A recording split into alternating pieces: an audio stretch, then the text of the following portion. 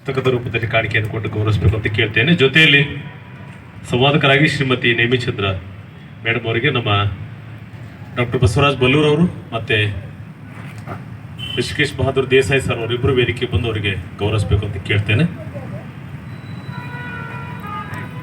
Shrimati Nemichandra madam ಅವರಿಗೆ, ಜೊತೆಯಲ್ಲಿ ಶ್ರೀ ಮಧು ವೈಯನ್ ಅವರಿಗೂ ಕೂಡ ಇರುವರು ವೇದಿಕೆಯಿಂದ ಗೌರವಿಸಬೇಕು.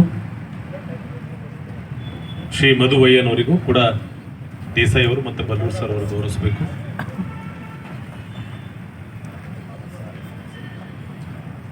ಜೊತೆಯಲ್ಲಿ ಶ್ರೀಮತಿ ಪ್ರಜ್ಞಾ ಮತ್ತಿಹಳ್ಳಿ ಮೇಡಮ್ ಅವರಿಗೆ ನಮ್ಮ ಶಿವಶರಣಪ್ಪ ವಾಲಿ ಸರ್ ಅವರು ಬಂದು ಪುಸ್ತಕ ನೀಡೋದ್ರ ಮೂಲಕ ಗೌರವಿಸಬೇಕು ಅಂತ ಕೇಳ್ತೇನೆ. ವಾಲಿ ಸರ್ ಅವರು, ಬಲ್ಲೂರ್ ಸರ್, ವಾಲಿ ಸರ್ ತಗೋರಿ ಜೊತೆ.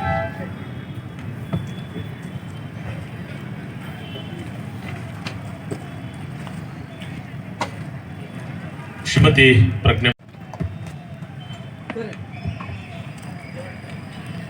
ಧನ್ಯವಾದಗಳು. ಈಗ ನೇರವಾಗಿ ಕಲ್ಲಚ್ಚು ಆರ್ ಮಹೇಶ್ ಅವರಿಗೆ. ವೈಜ್ಞಾನಿಕವಾಗಿ ಕರ್ನಾಟಕದ ಕೆಳತುದಿ ಅಂದರೆ ಮೀನ್ ಸಿ ಲೆವೆಲ್, ಸಮುದ್ರ ಮಟ್ಟದಲ್ಲಿ ನೋಡ್ಲಿಕ್ಕೆ ಹೋದರೆ ಮಂಗಳೂರೇ ಕೆಳತುದಿ ಅಂತ ನಾವು ತಗೊಳ್ಬೋದು.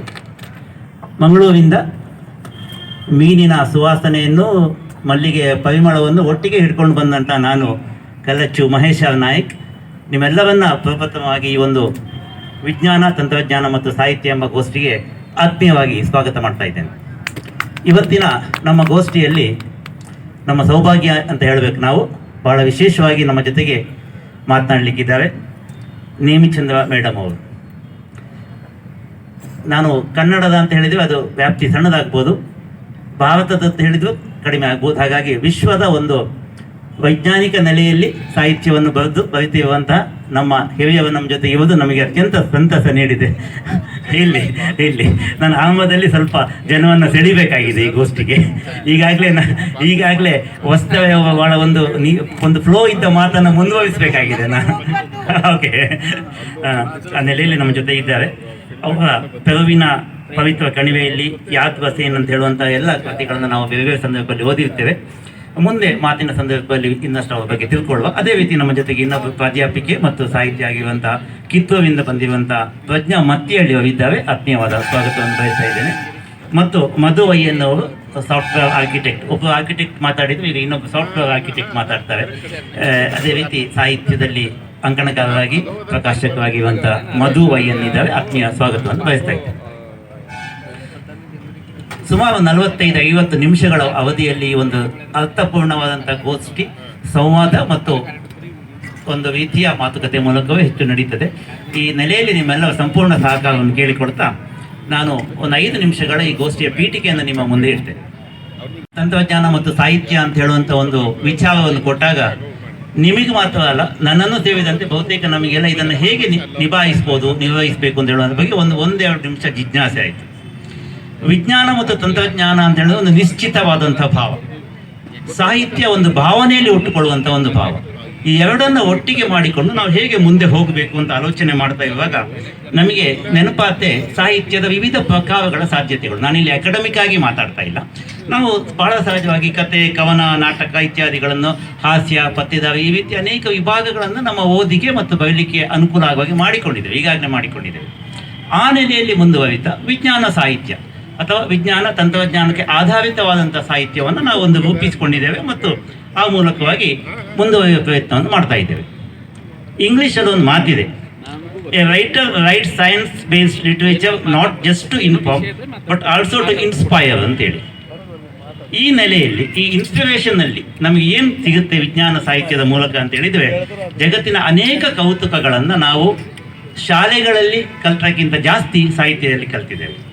ಜಗತ್ತಿನ ಅನೇಕ ಅನ್ವೇಷಣೆಗಳನ್ನು, ಅದು ಮುಂದೆ ಆಗುವಂಥ ಅನ್ವೇಷಣೆಯೂ ಇರ್ಬೋದು, ಅವುಗಳನ್ನು ಸಹ ನಾವು ಸಾಹಿತ್ಯದ ಮೂಲಕ ಮೊದಲೇ ಕಂಡುಕೊಂಡು ಅಂಥ ಸಾಧ್ಯತೆಗಳನ್ನು ನಮ್ಮ ಎದುರಿಗೆ ನಾವು ಕಾಣಿಸಿಕೊಂಡಿದ್ದೇವೆ. ಮತ್ತು ಅನೇಕ ಮೂಢನಂಬಿಕೆಗಳನ್ನು ಈ ವಿಜ್ಞಾನ ಸಾಹಿತ್ಯದ ಮೂಲಕ ನಮಗೆ ಸಮಾಜದಿಂದ ಹೊರಗೆ ಹೊಡಿಲಿಕ್ಕೆ ಅನುಕೂಲ ಆಗಿದೆ, ಭಯ ನಿವಾರಣೆ ಆಗಿದೆ. ಈ ಎಲ್ಲ ನಿಟ್ಟಿನಲ್ಲಿ ಇವತ್ತು ಒಂದು ಭವಿಷ್ಯವನ್ನು ಹೇಳುವಂಥ, ಭವಿಷ್ಯ ಅಂದರೆ ಜ್ಯೋತಿಷಿಗಳು ಟಿ ವಿ ಭವಿಷ್ಯ ಅಂತ ತಿಳ್ಕೊಳ್ಬೇಡಿ, ವೈಜ್ಞಾನಿಕ ನೆಲೆಯಲ್ಲಿ ಸಾಹಿತ್ಯದ ಮೂಲಕ ಸಾಧ್ಯತೆಗಳನ್ನು ಹೇಳುವಂಥ ನಾವು ಇವತ್ತು ನಿಮ್ಮ ಎದುರಿಗೆ ಬಂದು ಕೂತ್ಕೊಂಡಿದ್ದೇವೆ. ಜೊತೆ ಈಗಾಗಲೇ ಸಾಕಷ್ಟು ಕೆಲಸ ಮಾಡಿದವರು ಅನೇಕ ಹಿರಿಯರಿದ್ದಾರೆ. ಸಾಂಕೇತಿಕವಾಗಿ ಕೆಲವು ಹೆಸರುಗಳನ್ನು ಕನ್ನಡದ ನಿಟ್ಟಿನಲ್ಲಿ ಹೇಳ್ತಾ ಇದ್ದೇನೆ, ಬಿಟ್ಟು ಹೋದರೆ ನೀವು ಸೇವಿಸಿಕೊಳ್ಳಿ. ಬಹಳ ಮುಖ್ಯವಾಗಿ ನಮ್ಮ ಪೂರ್ಣಚಂದ್ರ ತೇಜಸ್ವಿ ಅವರು, ಶಿವಾಮ್ ಕಾವಂತ್ ಅವರು, ಕೊಳ್ಳೇಗಾಲ ಶರ್ಮ ಅವರು, ನಾಗೇಶ್ ಹೆಗ್ಡೆ ಅವರು, ಸಿಡ್ನಿ ಶ್ರೀನಿವಾಸ್ ಅವರು, ಇವಾಗ ಅನಂತಮೂರ್ತಿ ಅವರು, ಎನ್.ಎ. ಸೋಮಶೇಖರ್ ಅವರು, ರಾಜಶೇಖರ್ ಭೂಷಣ್ ಮಠ ಅವರು, ಎಚ್ ನರಸಿಂಹಯ್ಯ ಅವರು, ಪ್ರೊಫೆಸರ್ ಸಿ.ಎನ್. ರಾವ್, ಈ ಪಟ್ಟಿ ಮುಂದುವರಿಯುತ್ತದೆ, ಅನೇಕರಿಗೆ ಗೊತ್ತಿದೆ. ಇವೆಲ್ಲ ಈಗಾಗಲೇ ಈ ನೆಲೆಯಲ್ಲಿ ಸಾಕಷ್ಟು ಬರೆದು ನಮ್ಮ ನಡುವೆ ವಿಜ್ಞಾನ ಸಾಹಿತ್ಯಕ್ಕೆ ಒಂದು ಮೌಲ್ಯವನ್ನು, ಬೆಲೆಯನ್ನು ತಂದುಕೊಟ್ಟಿದ್ದಾರೆ. ಈ ವಿಜ್ಞಾನ ಸಾಹಿತ್ಯದ ರೂಪ ಮತ್ತು ಹೇಗೆ ಇರಬೇಕು ಅಂತ ಹೇಳಿದರೆ, ಬಹುಶಃ ನಮಗೆ ಫಿಲಾಸಫಿ, ವೇದ, ಪುರಾಣ, ಆಸ್ಟ್ರಾನಮಿ ಇವೆಲ್ಲವನ್ನು ಸೇರಿದಂತೆ ಅದಕ್ಕೆ ಸಾಹಿತ್ಯದ ಎಲ್ಲ ರೀತಿಯ ಸಾಧ್ಯತೆಗಳನ್ನು ಸೇರಿಸಿಕೊಂಡು ಬರುವಂಥ ಒಂದು ವಿಜ್ಞಾನದ ಬರಹಾಗಿ ಓದುಗನನ್ನು ಸೆಳೀತಾ ಅದು ಮುಂದುವರಿಯುವ ರೀತಿಯಲ್ಲಿ ಇರಬೇಕಾಗಿತ್ತು. ಈ ಎಲ್ಲ ನಿಟ್ಟಿನಲ್ಲಿರುವಂಥ ಸಾಧ್ಯತೆಯನ್ನು ಈಗಾಗಲೇ ಹಲವು ವರ್ಷಗಳಿಂದ, ವಿಶೇಷವಾಗಿ HAL ಅಲ್ಲಿ ಚೀಫ್ ಡಿಸೈನರ್ ಆಗಿ ಒಬ್ಬ ಮಹಿಳೆ ಕೆಲಸ ಮಾಡಿದ್ದು ಅಂತ ಹೇಳಿದ್ರೆ ಅದು ಇನ್ನೊಂದು ದಾಖಲೆ ಅಂತ ಹೇಳ್ಬೋದು.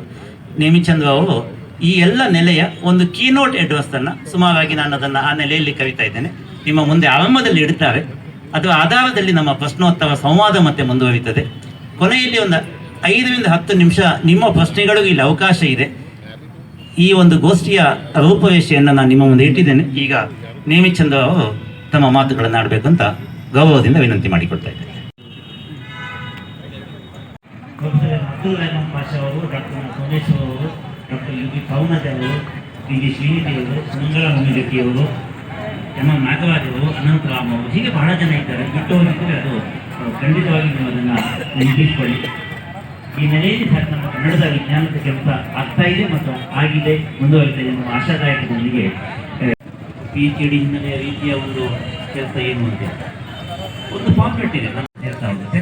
ಶ್ರೀನಿಧಿ ಅವರು ಹೇಳ್ತಾ ಈ ವಿಜ್ಞಾನ ಸಾಹಿತ್ಯ ಬರಬೇಕಾದ್ರೆ ನಿಮ್ಮ ಸಿದ್ಧತೆಗಳು ಹೇಗೆ